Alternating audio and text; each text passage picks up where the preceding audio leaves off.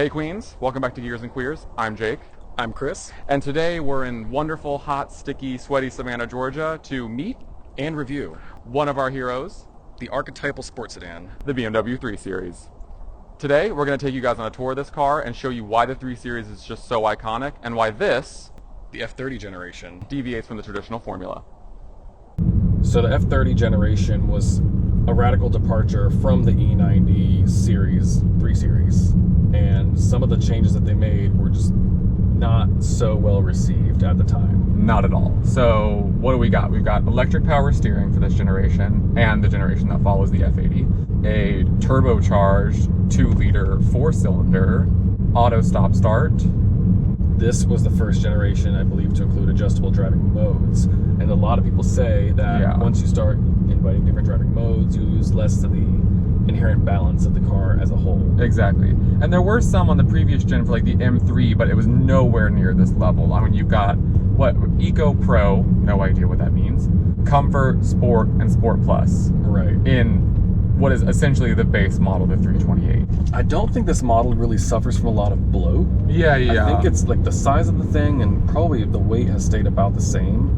The thing that I think was the biggest disappointment with this car, which they have subsequently incrementally adjusted over the years up until the F80 came out, was the handling. The steering feel is nothing like the older like BMWs of yore with the hydraulic assist. Well, you were saying something that is a bit of a disappointment, and I agree with and can feel from even in the passenger seat, is the suspension. The car still has like a playful character. Like there's not really a lot of body roll, but it seems like in keeping what they tried to achieve as a comfortable ride and a sporty response, they kind of just made it worse. Exactly. So if we're comparing this to like my Infiniti, which I think has a great combo of like sporty feel as well as not being a brutally punishing ride, even though it is a sport model, I do not like the way this car drives in comparison to that. Right. Well, we switched. Because we're versatile. So, again, what does this car do that's in line with the 3 Series? I would say what this car does and what BMW has always done is give us fantastic engines. Honestly, this is just the Turbo 4. This is the 328i trim, so it's, I think, 240 horsepower, 255 pound-feet of torque. And I think it's great. it doesn't sound amazing, It but does not. like response, incredible. Yeah, This particular car just got a brand new turbocharger, so she's real happy. seriously. Let's give it a little...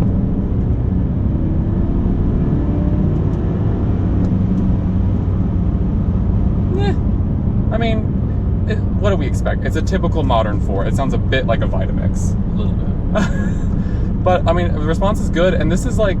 I think this is enough speed for almost anyone. Yeah, the way this car, the state of tune that this car is in is it's not really that slow. I think this is 0 to 60 in like 5.5 or something like that. That's like pretty much, I mean, that's still pretty quick. That's above and beyond what a lot of supercars were like 20 years ago. Yeah. It can get you out of a situation. You can get out of your own way. You can have some fun with it. And it still gets like 32 on the highway. Again, typical BMW, bit of a disconnect is the shifter. It feels like I don't even, it's all rubber. It's a little vague, it's a little I will odd. say the shifter and the clutch in this car are kind of a disappointment. Yeah.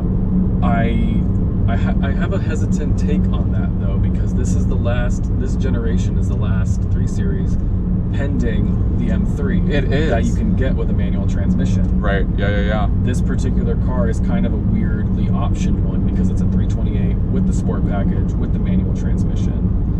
But on the subject of options, I think, again, that's another point that makes the 3 Series all the way back, what makes it so popular is, like you said earlier, you can make it your own. This is a highly customizable car. Yeah. Like you can get luxury, sport, and this is a 2012. It's before they introduced the M Sport for these cars. But you can get this car in a number of different flavors and with like a seemingly endless amount of options. Like there's so many different permutations you can go through to get the 3 Series that matches you best. That you want, yeah.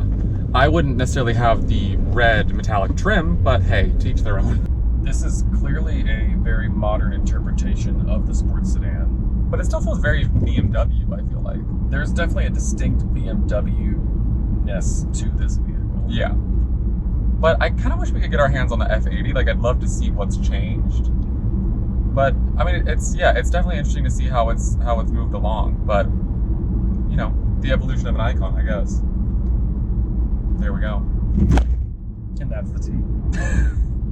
Thanks for tuning in, y'all. We're really excited to be reviewing a car that is not ours. If you like this video, give it a big thumbs up, subscribe, hit that notification bell, all those things. Gotta say it. But thanks for coming along, and we will see you in the next one.